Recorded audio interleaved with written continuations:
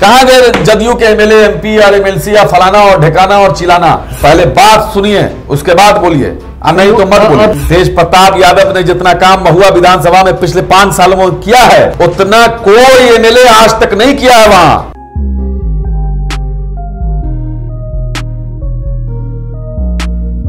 आपके घटक लगाया था, कहां जदयू के एमएलए, एमएलसी और एमपी चले गए वहां सरकार के खिलाफ बोलने के लिए कि भाई क्यों माइनॉरिटी समाज के लोगों को प्रताड़ित किया जा रहा है, मारा जा, उनकी महिलाओं को मार दिया जा रहा है। जाके देखिए ना, पूरे उधर पूरे बिहार में इस तरह के मोतिहारी हो, पश्चिमी चंपारण, पूर्वी चंपारण, सीतामढ़ी, सुनिए मेरी बात, सुनिए मेरी बात, सुनिए मेरी बात, पहले बात सुनिए। सीतामढ़ी में वो कौन अंसारी था, हम नाम भूल रहे हैं, जैनुल अंसारी या क्या नाम है, हम नाम भूल रहे हैं, 85 साल का बूढ़ा आदमी, उसको आग में फेंक दिया गया। सिंधुआरी याद है? अरे सुनिए ना मेरी बात, पहले सिंधुआरी नहीं याद है? पहले बात सुनिए, उसके बाद बोलिए, नहीं तो मत बोलिए। आपके लिस्ट में सिंधुआरी है? पहले मैं बुला रहा हूं ना जी। उसको जो है 85 साल के बूढ़े आदमी को उठा करके आग में डाल दिया गया। वो बेचारा बकरी उकरी चढ़ाने का काम करता था, बेकसूर। कौन उसकी आवाज उठाया? तेजस्वी यादव उठाए, कारी साहब को भेजा, मैं उन लोगों को, उनके परिवार आए, नेता प्रतिपक्ष से मिले, पूरी पार्टी उनके लिए आंदोलन की। उसके बाद वो सब हुआ। उसके बाद फिर कुछ 1-2 महीने के बाद फिर कोई वहां के चकिया उकिया के आसपास कोई गांव है, हम भूल रहे हैं उस गांव का नाम, कौन अंसारी 2-3 अंसारी थे जी। उसको जदयू के नेता ने, मैं गया था वहां, मुझको नेता प्रतिपक्ष ने भेजा था, जदयू के नेता ने उसको पुलिस के बहाने कि ये करना है वो करना, उठा के ले जाकर के उसको मारा ही नहीं, पुलिस की मिली भगत से मार दिया। मारा ही नहीं बल्कि उसके पूरे बदन में कील ठोक दिया था। आप लोगों ने नहीं देखा, मैं देखा हूं जाकर, कील देखा हूं, आप लोग को फोटो दिखाई पड़ा होगा, उसको कील ठोक दिया गया। कहां गया माइनॉरिटी कमीशन? कहां गए जदयू के एमएलए, एमपी और एमएलसी या फलाना और ढिकाना और चिलाना? कौन एक आवाज उठाया? आज तक उस मुजरिमों को सजा नहीं मिली। वो जदयू का नेता खुलेआम घूम रहा है। वो थाना प्रभारी जिसने उसको उठाया था, वो थाना प्रभारी सस्पेंड नहीं हुआ, आज भी वो थाना प्रभारी है। क्या बात करते हैं? मेरा सवाल ले लीजिए, सुनिए ना। और वो हॉस्पिटल के लोग जिसने उसके लाश के साथ गंदा काम किया, उसको ये किया, क्या बोलवा रहे हैं आप? जी। अब परसों औरंगाबाद में जाकर के उसमें नवादा में 3-4 दिन पहले ही मरा है। बिहार की घटनाओं का जिक्र चारों तरफ मैं पूछ रहा हूं कि वो एमएलसी एमएलए कहां थे? एमएलसी एमएलए होना कमाल नहीं है। अल्पसंख्यक समाज की या दलित समाज की भागीदारी का मतलब ये नहीं है कि सिर्फ एमएलसी एमएलए ही हो। एमएलसी एमएलए भी हो, वो जरूरी है, लेकिन उसकी विचारधारा क्या है? सैयद शाहनवाज हुसैन भी दिन रात बैठ करके टीवी में अल्पसंख्यक समाज को ही बुरा भला कहते हैं। वो कैसे हिस्सेदारी हुई? कैसे हिस्सेदारी हुई? अब विचारधारा की बात कीजिए। मुख्तार अब्बास नकवी क्या कर रहे हैं? केंद्रीय मंत्री बने हुए हैं। उनके केंद्रीय मंत्री बनने से अल्पसंख्यक समाज को एक बार बराबर कोई फायदा बता दीजिए। लगता हो किसी अल्पसंख्यक को कि बेटा प्रतिनिधित्व हो रहा है, हम अपना दुख दर्द उनसे बात कर सकते हैं? नहीं। आज भी दुख दर्द बात करना होता है तो हम लोगों से बात किया जाता है। हम लोगों का मतलब अपने नेता पर, लालू यादव से लोग आके बात करता है, बात करता है, उसको लगता है कि नहीं मेरा नेता, वहीं से हल होता है। हम विपक्ष में हैं, उसके बावजूद भी उनकी परेशानी को हम ही हल करते हैं। मतलब मेरा नेता, मेरा दल हर जगह क्या बात करते हैं। और आपके नेता पर आरोप लगाया है, आप ही घटक दल के नेता ने, जो कि अल्पसंख्यक समाज से आते हैं, कि सिंधुआरी नहीं दिखता है, अगर कहीं मुसलमानों की हत्या वो नहीं दिखती, यादवों की हत्या खूब दिखती है। तेजस्वी यादव को वहां पहुंच जो जाते हैं। दानिश रिजवान ने कहा, मैं नहीं कह रहा हूं। पहली बात तो यह है कि चाहे जो लोग भी ऐसा बोलते हैं वो सिर्फ अपने स्वार्थ में बोलते हैं। बात समझिए, सबके यहां उधर हत्या हुआ था आलिशान जी का, अभी कल वहां सहरसा में हत्या हुआ है, भागलपुर में कल शाम में हत्या हुई है। हमारा मजबूत लोग था उधर, वहां क्या शमीम नाम या क्या था उनके बेटा को, जो कोरोना काल में बहुत काम किया बेचारा, उसको मार दिया। तो ये नेता प्रतिपक्ष ने उनके पिताजी से बात किया और कहा कि मैं आ रहा हूं। क्या यहां माझी की हत्या हुई है, तेजस्वी जी नहीं गए हैं? माझी समाज की हत्या हुई, तेजस्वी जी नहीं गए हैं? पासवान समाज की हत्या हुई, तेजस्वी जी नहीं गए हैं? देखिए, ये विरोधियों की एक साजिश है। यादव समाज इंसान नहीं है क्या?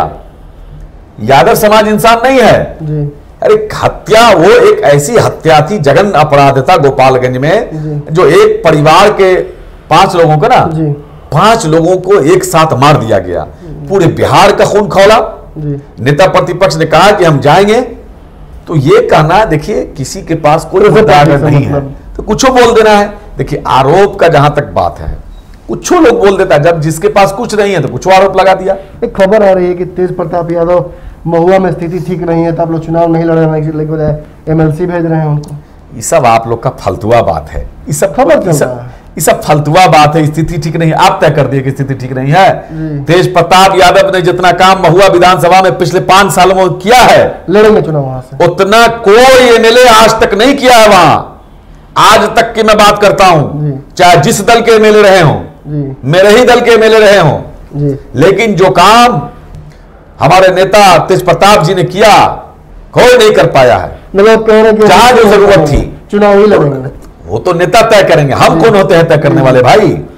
लेकिन आप जो कह रहे हैं स्थिति ठीक नहीं है, तो कुछ भी आप लोग बोल देना है, आप स्वतंत्र हैं। चलिए अंतिम सवाल है मेरा, ये शायद ऐसा चुनाव होगा जिसमें लालू यादव की कमी आप लोगों को काफी खलेगी, क्योंकि वो शारीरिक रूप से मौजूद नहीं रहेंगे आप लोगों के बीच में।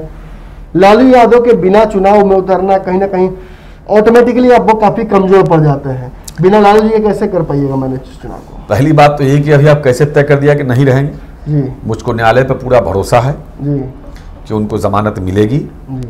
और हम लोगों के नेता लोगों के बीच आएंगे जी। ये बात तो सही है कि आदरणीय नेता लालू प्रसाद यादव जी जब बाहर होते हैं तो वो समा कुछ और होता है जी। लालू यादव एक विचारधारा, अब व्यक्ति नहीं रह गए, वो जी। एक विचारधारा का नाम है लालू यादव। तो पूरा बिहार लालू यादव है, हम भी लालू, तू भी लालू, सारा बिहार है लालू जी। लालू जी का फोटो हम लोगों के लिए काफी है जी। लालू जी का विचारधारा अपने दिल में हर आदमी लालू जी के नाम से लोग जानता है कि अगर लालू जी नहीं होते तो नीतीश कुमार भी मुख्यमंत्री नहीं बनते जी। लालू जी नहीं होते तो जीतन राम मांझी भी मुख्यमंत्री नहीं हो पाते जी। लालू जी अगर नहीं होते तो अशोक चौधरी भी मंत्री नहीं बन सकते थे जी। लालू जी नहीं होते तो गरीब का बेटा कारी सोहेब प्रदेश का अध्यक्ष नहीं बन सकता था लालू जी नहीं होते तो चप्पल सीने वाला का बेटा शिवचंद्र राम कभी MLA नहीं हो सकते थे, मंत्री नहीं हो सकते थे। लालू जी अगर नहीं होते तो कैप्टन मछुआरा का बेटा कैप्टन निषाद MP और केंद्र में मंत्री नहीं हो सकते थे।